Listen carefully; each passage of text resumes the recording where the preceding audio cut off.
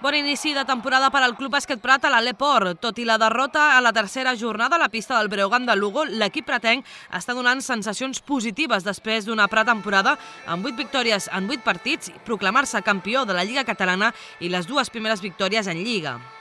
Els pratencs arrenquen aquesta quarta temporada a la categoria amb una plantilla totalment renovada i amb 2 objectius ben clars: millorar els registres de temporades passades a l'Aleport i crear un vincle ferm entre afició i ciutat. Que la grada se llena.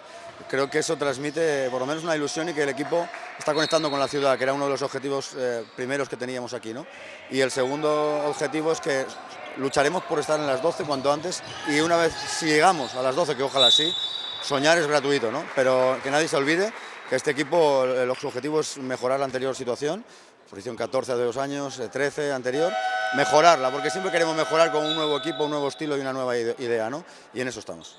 Els 8 partits guanyats a la pretemporada, entre ells la Lliga Catalana per tercer any consecutiu, han servit a la plantilla per començar amb bon ritme i agafar confiança com a equip.